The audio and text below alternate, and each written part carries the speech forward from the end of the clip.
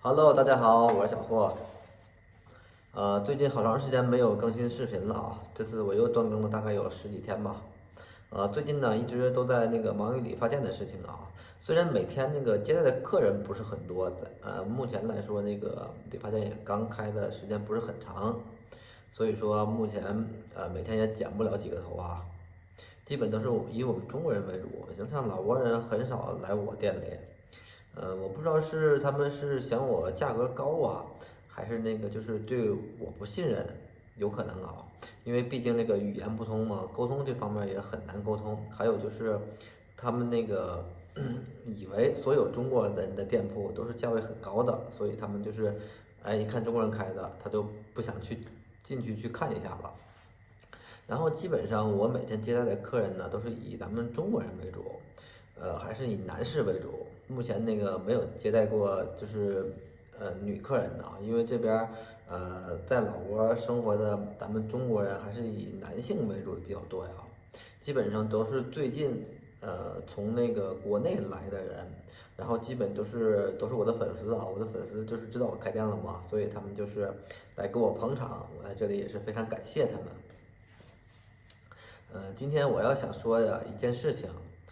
这件事情就是我最近一直也没有直播，而且最近心情不太好啊，因为我遇到了一个怎么说呢，就是大家也知道，从我之前的视频也可能够观察到啊，就是我这个房子，这理发店这个房子，我是从一个二手的房东那里租过来的。那么我和他签了合同，是吧？也就是说，我这个合同是约束他，同时也是约束我的。那么还有他是从真正的一手房东那里租来的吗？那么一手房东就是我在租这个店面的时候，也和一手房东打了一个招呼啊，他也知道这件事情。那然后嘛，最近前几天他过来了，过来了之后，当时我是语言不通嘛，然后我就找到我楼下的一个老挝人，他会说中文，说的特别好，然后帮我翻译了一下，意思基本就是说，他说他这个店铺，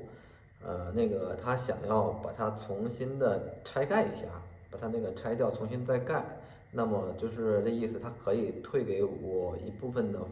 房租，然后就是希望我可以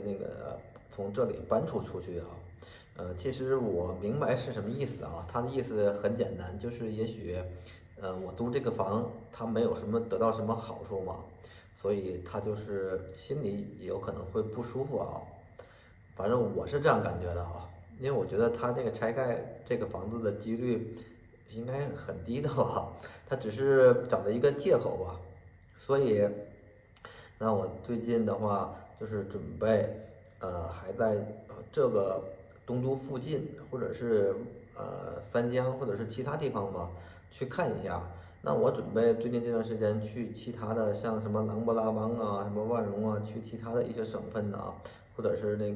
花盘的什么去看一下，看一下找到一个就是下面的一些省份，然后找到一个中国人聚集的地方。就是肯定是，当然没有万象的中国人这么多呀啊，但是差不多就行，有一定的中国人的基数就可以。然后我准备去看看有没有更适合，就是我把理发店搬到那个地方的一个地方吧。所以我准备最近会出一趟远门儿，而且我来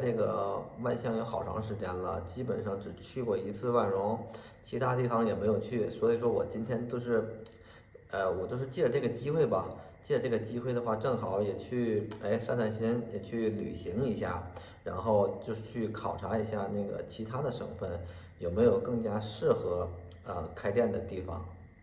因为有很多粉丝之前在我直播间或者是私信我，是吧，都建议我去三江。三江来说，我知道三江的中国人是最多的啊，也是地理位置也是非常好的，而且消费水准也是比这个东都高很多。但是它有一个我觉得最大的弊病吧，就是那个地方它本身房租就很贵，是吧？房租很贵的话，需要投更多的钱。那本身这个理发说白了就是本小利薄的一个小生意嘛，纯粹是卖自己的技术的一个生意，所以说这个本身赚的米也是很少，那么你投资太大的话，我怕会用很长时间才把这个成本挣回来，我觉得有一些得不偿失吧。所以我就准备去找一个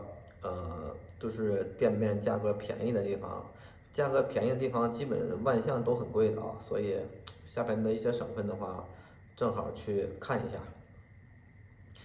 基本上就是，我觉得我这次吧开店吧，确实是有点盲目。为什么盲目呢？就是我应该一开始签2份合同，和一手房东、二手房东都签合同，这样的话对于我来说保障更那个安稳一些吧。所以说这也是一个教训吧。所以我在这里就是提醒一些想在国外做生意的，不管是你在老挝还是在其他的国家做生意，一定要记住，尽量不要从二手的房东那里去租房，因为当你房子到期的时候，他是没有什么决定权的，是吧？所以说那个一定要记住，要和那个二手房东和一手房东都签一个合同，互相约束，这样是对自己最大的保证吧。基本上这个人他说那个一手房东会退给我一部分这个房租钱的啊，所以说我也没有什么损失。其实我这次投资的东西就是买了很多那个工具嘛，工具还在这里，所以对于我来说没有任何损失啊。房租也会退给我，基本上损失一点点的，也就是那个装修的钱，其实装修也没花多少钱，所以说那个损失不是很大，就是对于我来说很麻烦吧，因为我还要重新找地方，然后重新装修，然后重新付房租，然后还是重新开始，所以说有一些麻烦。我最近就是这个事情是我那个困扰我的一件事情吧。然后还有就是我在万象目前已经待了这么久了，已经待了8个多月，已经9个月了吧。目前来说，其实我身边的朋友啊，也都找到了自己喜欢的另一半嘛。我目前还是没有着落，所以说感觉自己还是蛮失败的啊，真的感觉自己在这个感情方面不是很成功。所以说我希望就是我在老挝吧，我要扎住根儿，要踏踏实实的生活在这里，然后准备以后的生活当中多学老挝语。之前我就是没有什么太多想法去学习，不过我现在已经转变了想法。如果说在一个地方扎根儿的话，你必须要学会本地的语言，所以以后的话会逐渐的在学习这个老挝语和本地人沟通，尽量融入他们的生活。这样的话，我觉得在寻找自己另一半的话，会给我一个很大的一个助力。然后还有一件事情就是最近，咱从国内来到老挝的朋友也是很多的啊，基本都是以男性的单身汉为主。那么我，发现就是我在东都有一些变化，就是外面的都是在大马路上走、大街上走，你会看到很多的中国人，是吧？因为他们这个穿的衣服啊，还有一些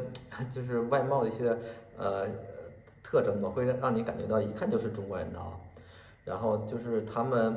来这里就是找老婆的也是非常多的，但是目前来说，也有成功的啊，也有成功的，成功的还是几率很低的。所以说我在这里我就说，一些国内的朋友如果看到我这个视频，那么你想来老挝来找老婆，这是可行的，但是